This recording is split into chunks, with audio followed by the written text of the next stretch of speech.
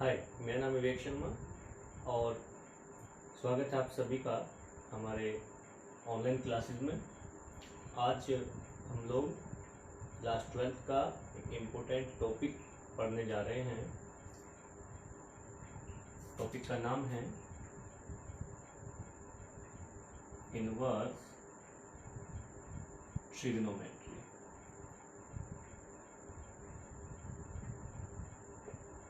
एक बात मैं आपको पहले ही क्लियर कर दूं, ये चैप्टर आपको पूरी कैलकुलस में ज़बरदस्त तरीके से हेल्प करेगा। इस चैप्टर के को ये समझ के चलिएगा आप कि ये चैप्टर आपके लिए बेस है कैलकुलस का। कैलकुलस में काफ़ी पोर्शन इनवर्स ट्रिग्नोमेट्री और ट्रिग्नोमेट्री से जुड़ा हुआ होता है। आपको उन सभी के फॉर्मूले जो हैं वो याद होने चाहिए। चलिए, तो अब हम बात करते हैं यहाँ इनवर्स से मतलब क्या है और ट्रिग्नोमेट्री वर्ड हमने यहाँ पे यूज क्यों किया है। देखिएगा, आपने 11th क्लास में ट्रिग्नोमेट्री के बारे में काफ़ी कुछ पढ़ा है और जैसे मैं लिखता हूँ sine theta is equal to X, तो आप सब जानते हैं यहाँ पर साइन एक फंक्शन है और जिसका डोमेन है थीटा एंड ये हमें दे रहा है x, मीन्स हमने एक फंक्शन में थीटा डोमेन रखा और हमें रेंज x मिल गई है। क्योंकि इनवर्स एक अपने आप में फंक्शन होते हैं, इनवर्स जो है वो फंक्शंस होते हैं, बट इनवर्स फंक्शन इस बार जो 33% आपका सिलेबस डिडक्ट हुआ है उसमें से इनवर्स को हटा दिया गया है, इनवर्स फंक्शन को। उसके बारे में हम ज़्यादा डिस्कस नहीं कर रहे हैं। हम सिर्फ इतनी बात कर रहे हैं कि इनवर्स ट्रिग्नोमेट्री में इनवर्स का मतलब वहाँ पर क्या है।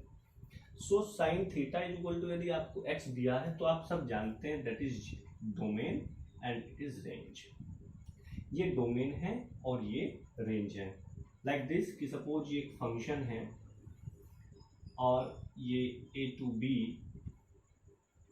रिलेट कर रहा है। यहाँ पर कुछ नंबर लिखे हैं। लेट्स सपोज मैं कहूँ कि यहाँ पे लिखा है 0 डिग्री, यहाँ पे लिखा है 30 डिग्री, यहाँ पे लिखा है 45 डिग्री और यहाँ पे लिखा है 60 डिग्री। नाउ यदि आप समझने की कोशिश करें तो मैं इस f को यहाँ पर साइन लिख रहा हूँ कुछ देर के लिए। साइन में समझना कि यदि साइन 0 होता है तो वी नो वेरी वेल एक वैल्यू 0 होती है। 30 है तो 1/2 भी होता है, 1/2 भी होता है और 60 है तो हम यहाँ पे √3/2 भी लिख देते हैं। You can easily see that हर एक वैल्यू, फिलहाल यहाँ पे मैंने एक ऐसा फंक्शन बनाया जिसमें सारे डोमेन सारे रेंज के साथ इमेज बना रहे हूँ। लेकिन मैं एक बात सिर्फ समझाना जो चाह रहा हूँ वो ये है कि यहाँ पे डोमेन है और ये हमारी रेंज है। ये हमारे डोमेन है और ये हमारी रेंज है। अब जब आप ये वैल्यूज यहाँ थीटा की जगह रखोगे तो आपको इनमें से जरूर एक वैल्यू यहाँ पर मिलेगी, मीन्स x की जगह ये मिलेगी। अब यदि मैं कुछ ऐसा कर दूं कि इसको उल्टा कर दूं, उल्टा कर दिया जाए मतलब वापिस कर दिया जाए, तो 1 है 2 है, क्या है इस बारे में मैं कोई डिस्कशन नहीं कर रहा हूँ। इस चीज़ को हम फंक्शन चैप्टर जब पढ़ेंगे तब डिस्कस करेंगे। तो वापिस यदि कर दिया जाए दैट मीन्स कि अब जहाँ साइन लिखा है वहाँ कुछ और होना चाहिए, क्योंकि यहाँ से यहाँ तो साइन था तो यहाँ से यहाँ फिर क्या कहलाएगा। यदि ये फंक्शन यहाँ से यहाँ साइन फंक्शन था तो यहाँ से यहाँ इसी फंक्शन को फिर हम साइन इनवर्स कहेंगे, साइन इनवर्स, और इसे -1 के पावर के साथ लिख देते हैं। लेकिन ये पावर -1 नहीं होती, ये बात बिल्कुल ध्यान रखेंगे कि ये की पावर माइनस नहीं है, बस इसको रिप्रेजेंट करने का तरीका होता है कि हमने यहाँ पे माइनस लगा दिया है। अब ये भी ध्यान देना है कि इसका डोमेन क्या होगा। तो रिलेशन यहाँ से यहाँ बन रहा है, पहले तो यहाँ से यहाँ बन रहा था, तो ये जो ए वाले हैं ये सभी डोमेन थे जितने भी ए वाले थे, लेकिन अब बी वाले सारे डोमेन बनेंगे। तो दैट मीन्स कि सीधा सा समझ आया, मतलब कि जब हम x को थीटा की जगह रिप्लेस कर देंगे और साइन को साइन इनवर्स लिख देंगे तो इस फंक्शन को हम प्रीवियस फंक्शन साइन का क्या कहेंगे, इनवर्स कहेंगे, इनवर्स कहेंगे। तो इनवर्स को समझना बहुत ही सरल है, बहुत आसान है, बहुत इजी है। कुछ बच्चे इसको ऐसे भी याद रख लेते हैं कि साइन थीटा यदि हमें एक्स दिया है तो थीटा हम यही छोड़ देते हैं, साइन को उधर ले जाते हैं, लेकिन साइन उधर फिर इनवर्स की फॉर्म में जाएगा, तो means theta is equal to sine inverse हो जाता है। मतलब ऐसे आप समझ सकते हैं, हालांकि ऐसा होता नहीं है, लेकिन आप इसको मान सकते हैं कि हमने ऐसे कर लिया है। यहाँ तक आई होप आप लोगों को समझ आ गया होगा। आगे चलते हैं।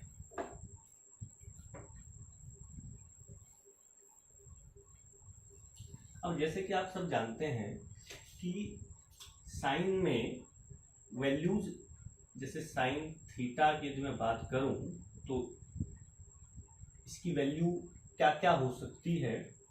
तो आपने 11th क्लास में प्रिंसिपल सॉल्यूशन और जनरल सॉल्यूशन के बारे में समझा होगा।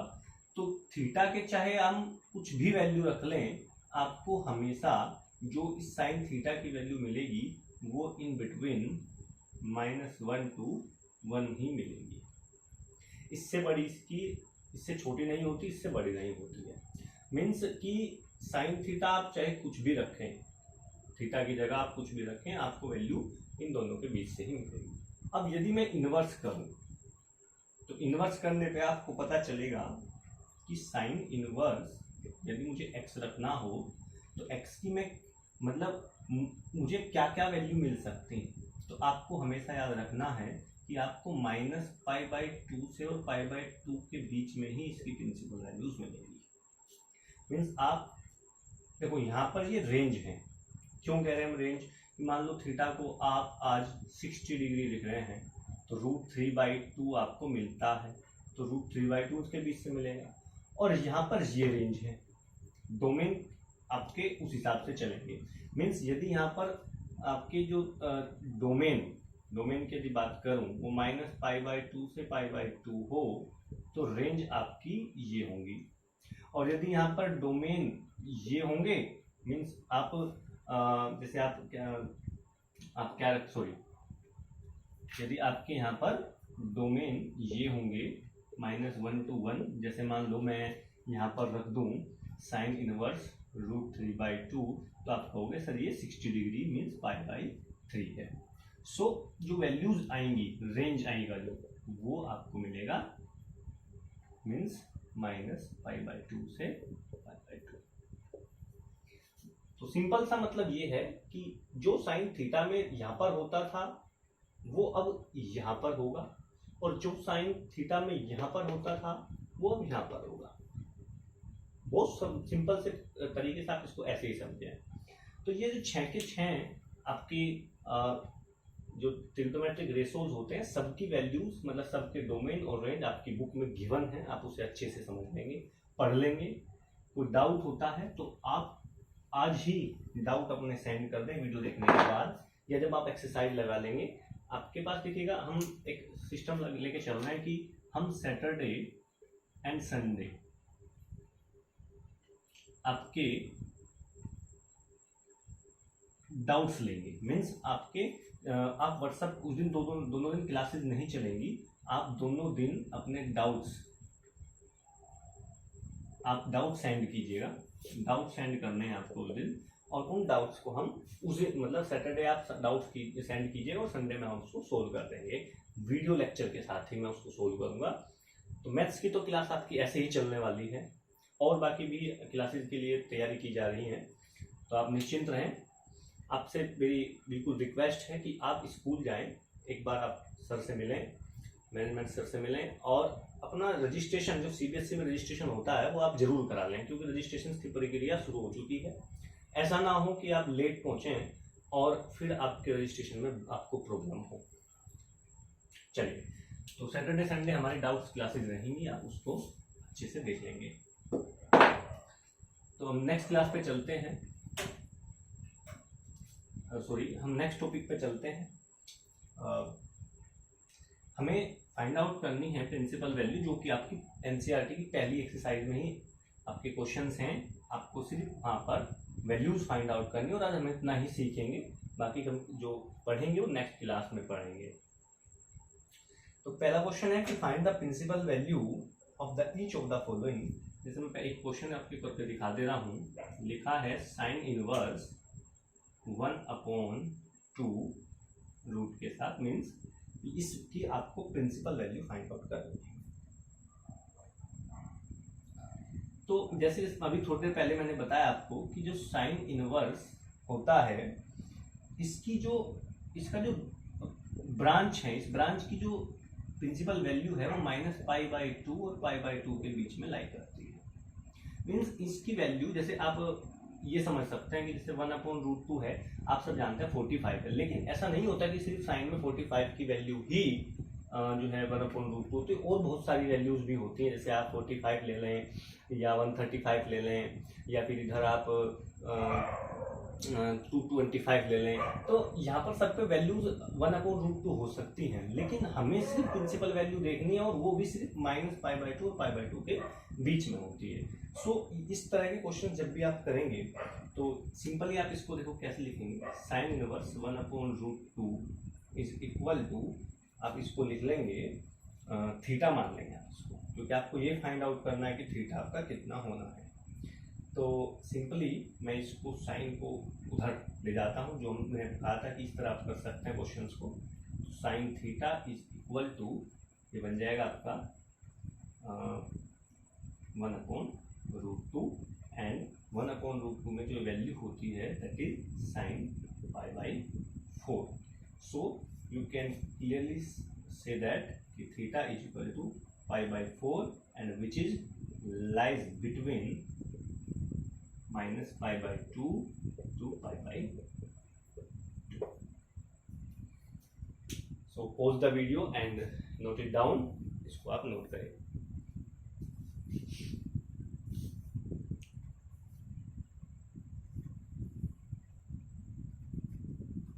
चलिए आगे चलते हैं।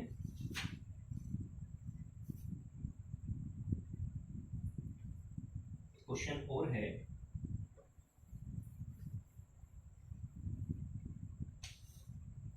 tan इनवर्स -1 की वैल्यू आप प्रिंसिपल वैल्यू आप बताएंगे। सो जब tan इनवर्स -1 की बात की जा रही है,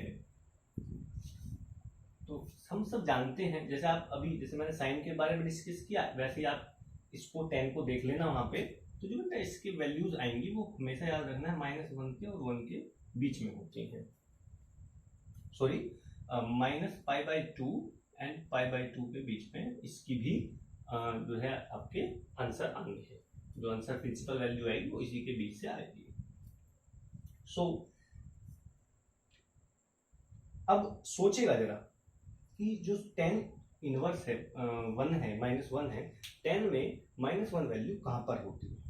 जल्दी से जवाब दीजिएगा कि tan में -1 वैल्यू कहाँ पर होती है। तो आपको पता चलेगा जो tan में -1 वैल्यू होती है